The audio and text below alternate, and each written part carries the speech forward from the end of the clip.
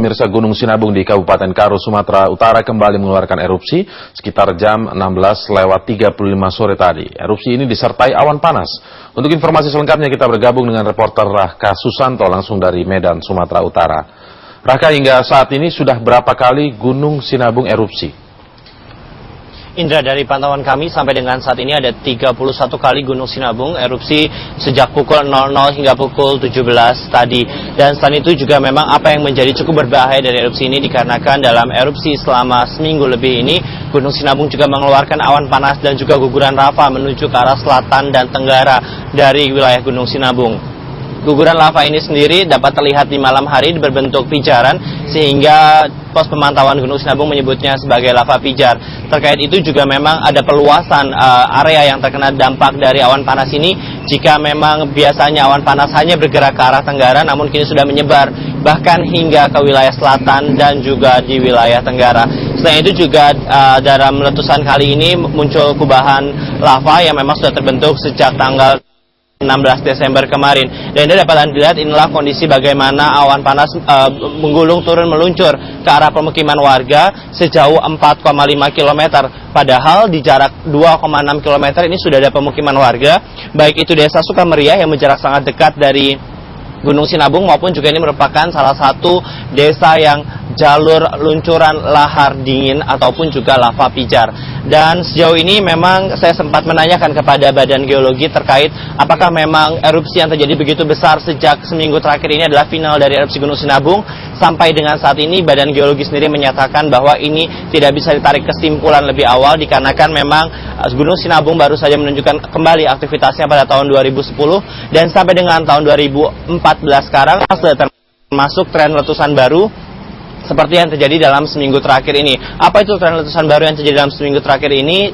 Seperti contohnya pada letusan yang terjadi seminggu terakhir ini, tampak bahwa awan panas makin melebar menuju ke pemukiman warga. Selain itu juga memang tidak lagi terdengar gemuruh yang cukup besar jika dibandingkan dengan beberapa bulan yang lalu ketika Gunung Sinabung akan erupsi. Nah, yang kemudian juga terkait dengan kondisi yang fluktuatif ini sehingga sampai dengan saat ini pihak dari pos pemantauan Gunung Sinabung ataupun Badan Geologi meminta kepada warga untuk tidak terhasut dalam isu-isu yang tidak bertanggung jawab dan tetap mematuhi instruksi yang telah diberikan oleh pemerintah Kabupaten Karo.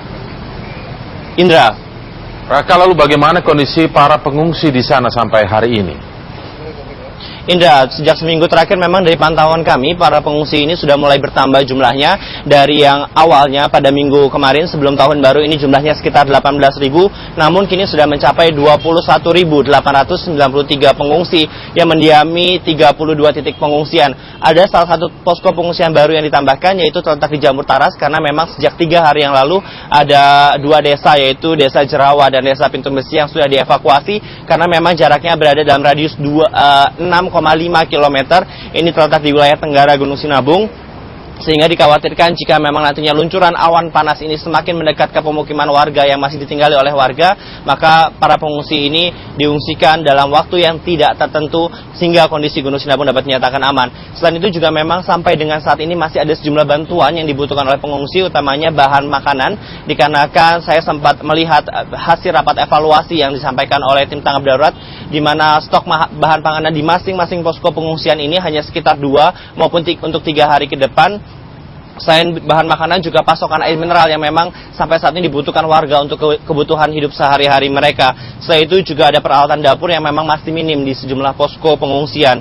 Dan terkait juga dengan bagaimana bantuan untuk anak-anak, dari pantauan kami saat ini bahan makanan seperti bubur bayi ataupun makanan pendamping ASI masih sangat diperlukan oleh para balita, termasuk juga nantinya susu formula yang stoknya makin hari makin menipis.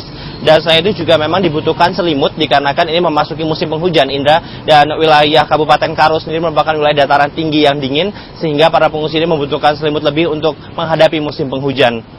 Terkait juga dengan tenaga medis, sampai dengan saat ini di 32 posko pengungsian ini sudah ada tenaga medis yang disediakan. Namun sayangnya ada satu posko pengungsian yang terletak di KWK Brastagi, di mana warga sekitar mengeluhkan bahwa tenaga medis ini mulai disiplin dalam mengatur jadwal kegiatan klinik mereka, sehingga warga juga mempertanyakan pasalnya sampai dengan saat ini sudah ada berbagai macam warga yang terserang penyakit, mulai dari itu gangguan pernafasan seperti ISPA ataupun juga gangguan pencernaan dikarenakan lambung mereka masuk angin akibat akibat kondisi cuaca yang sangat dingin di malam hari.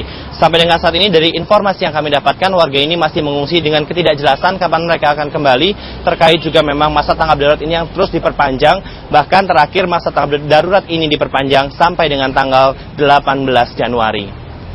Demikian Indra, kembali ke studio. Terima kasih Raka Susanto melaporkan langsung dari Medan.